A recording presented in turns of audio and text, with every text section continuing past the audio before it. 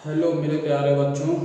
मैं आज अपना एक यूट्यूब चैनल शुरू करने जा रहा हूं जिसमें हम पढ़ेंगे सीबीएसई आईसीएसई की सारी 11th 12th 9th 10th 11th 12th की सारी क्लासेस हम देखेंगे। इसमें मेनली हमारा सब्जेक्ट फिज़िक्स होगा, लेकिन हम फिज़िक्स के साथ केमिस्ट्री और मैथ का भी थोड़ा बहुत डिस्कशन करेंगे। तो सबसे पहले हम मैथ्स की क्लास 9th की क्लास शुरू करने जा रहे हैं। सबसे पहला हमारा टॉपिक है ट्रिग्नोमेट्री। सबसे पहले हम पढ़ेंगे ट्रिग्नोमेट्री। ट्रिग्नोमेट्री ट्रिग्नोमेट्री क्या होती है, सबसे पहले हम ये समझेंगे। ट्रिग्नोमेट्री आखिर में हम पढ़ते क्या है ट्रिग्नोमेट्री में। इस ट्रिग्नोमेट्री में हम किस किस चीज़ों की बातें करेंगे, सबसे पहले उसको हम देखेंगे। उसके बाद आगे हम अपने टॉपिक को फर्दर लेकर चलते रहेंगे। सबसे पहले हम ट्रिग्नोमेट्री में ट्राइंगल TRI, ठीक है, इस TRI को बाइफरकेट करेंगे, अलग से लेंगे। इस TRI का मतलब हो गया ट्राइंगल। क्या हो गया? ट्राइंगल। ठीक है, हम सबसे पहले इसमें इसका मतलब हम ट्रिग्नोमेट्री में बेसिकली क्या पढ़ते हैं, ट्राइंगल पढ़ते हैं।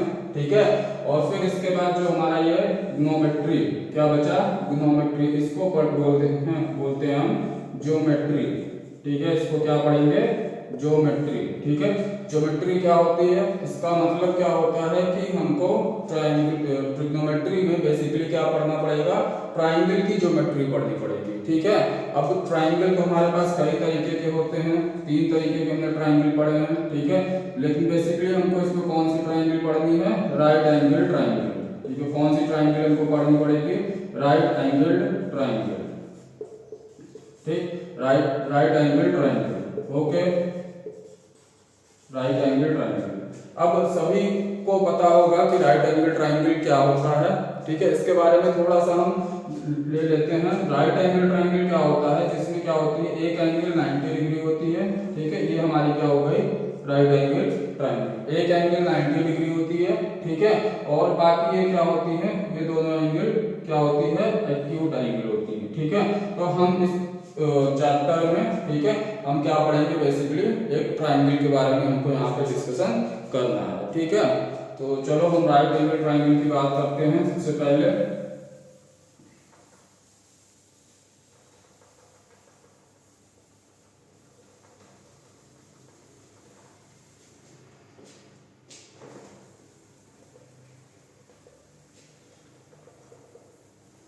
तो हम एक राइट एंगल ट्राइंगल बनाते हैं और फिर उसमें देखते हैं क्या क्या हमको पढ़ने हैं। तो ये हमारी राइट एंगल ट्राइंगल। ठीक है, एक एंगल 90 डिग्री होती है। ठीक, ये हमने ए, ये बी और ये हमने मान लिया सी। ठीक है, अब इस ट्राइंगल की सहायता से हमको क्या पढ़ना है, इस ट्राइंगल की सहायता से हमको ट्रिग्नोमेट्रिक रेशियो पढ़ने हैं। क्या पढ़ने हैं, ट्रिग्नोमेट्रिक रेशियोज।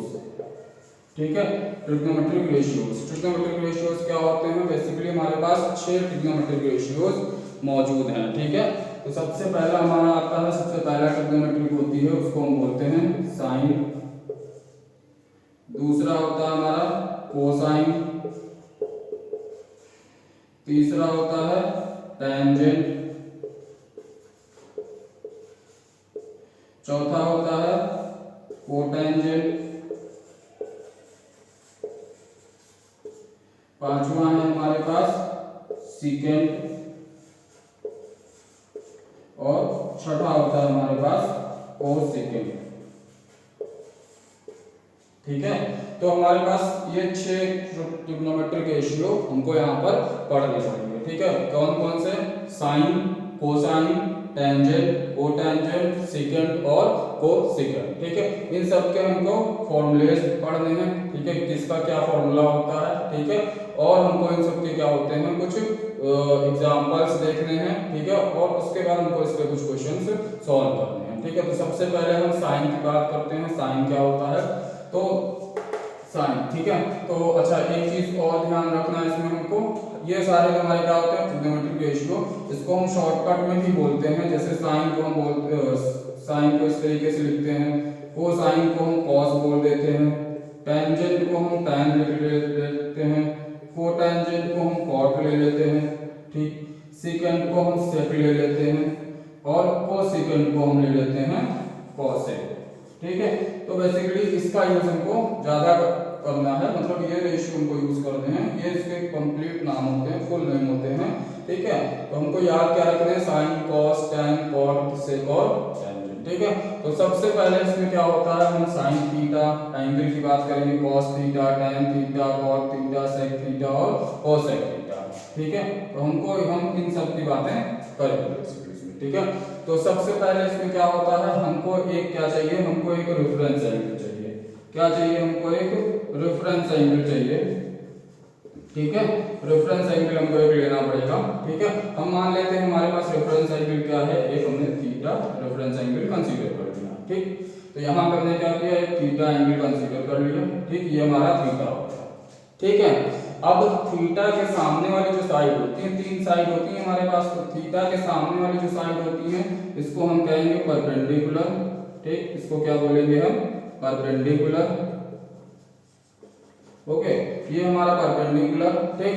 और ये जो हमारा होता है, जो 90 डिग्री के ठीक सामने वाली साइड होती है AC, ठीक है, इसको हम क्या बोलेंगे, हाइपोटेन्यूज। क्या बोलेंगे, हाइपोटेन्यूज, ठीक। ये हमारी हाइपोटेन्यूज हो गई। और जो हमारा 90 डिग्री और जो हमारा रेफरेंस एंगल होता है थीटा, ठीक है, 90 डिग्री और जो हमारा रेफरेंस एंगल होता है थीटा, उसको हम क्या कहेंगे, उस साइड को हम क्या कहेंगे, बेस, ठीक है। ये हमारे क्या होते हैं, तीन साइड्स के तीन नाम हो गए, ठीक है।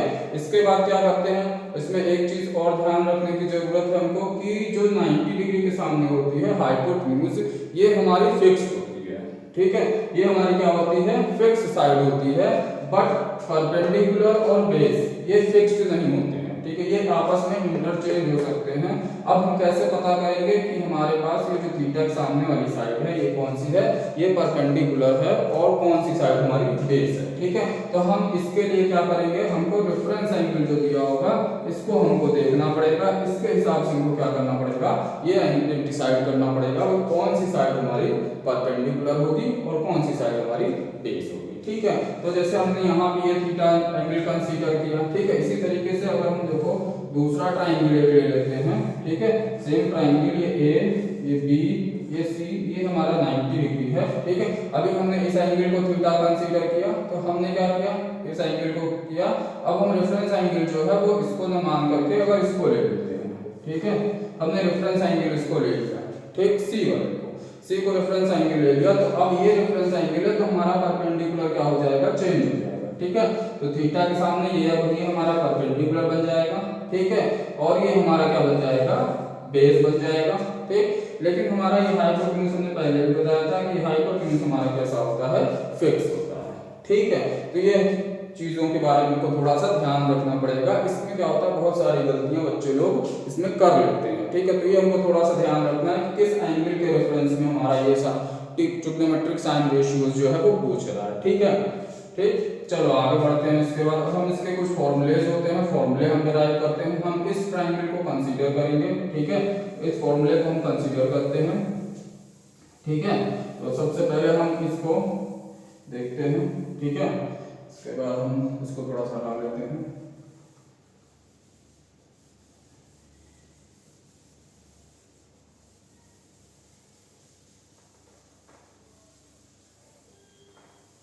ठीक है, ये हो गया। तो सबसे पहले हमको क्या देखना है, हमको देखना पड़ेगा इसमें साइन की वैल्यू क्या होती है, ठीक है। तो साइन होता है हमारा साइन थीटा, ठीक है। साइन थीटा की बात करेंगे तो साइन थीटा के सामने परपेंडिकुलर बेस, तो साइन थीटा की वैल्यू होती है परपेंडिकुलर अपॉन हाइपोटेन्यूज, ठीक है।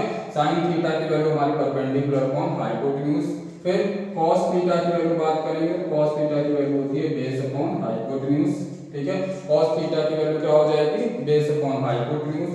tan थीटा की बात करें तो tan थीटा हमारा हो जाएगा परपेंडिकुलर अपॉन बेस, ठीक है। tan थीटा की वैल्यू कितनी बन गई हमारी, परपेंडिकुलर अपॉन बेस।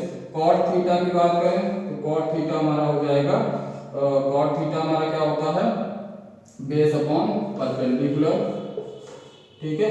फिर सेकंड sec थीटा हमारा क्या होगा, sec थीटा हमारा हो जाएगा, sec थीटा हमारा हो जाएगा हाइपोटेन्यूज अपॉन बेस, ठीक। और cosec थीटा क्या हो जाएगा, ये हमारा हो जाएगा हाइपोटेन्यूज अपॉन परपेंडिकुलर, ठीक है। तो ये फॉर्मूले हमको बेसिकली याद करना है, ठीक है। बेसिकली देखा जाए तो इसमें केवल सारे नहीं, कोई ये 3 फॉर्मूले इंपॉर्टेंट होते हैं, ये 3 फॉर्मूले को याद होने होते हैं, ये 3 फॉर्मूले को याद करने होते हैं। ऐसा क्यों कह रहे हैं, ये आगे हम बात करेंगे कि ऐसा क्यों कह रहे हैं कि केवल हमको 3 फॉर्मूले याद करने होते हैं, ठीक है। तो यहाँ से sine theta perpendicular upon hypotenuse, cos theta base upon hypotenuse, tan theta perpendicular upon base, cot theta base upon hypotenuse, secant theta sec theta hypotenuse upon base और cosec theta hypotenuse upon perpendicular, ठीक है। तो ये हमारी थोड़ी सी trigonometric ratio के बारे में जानकारी थी, ठीक है।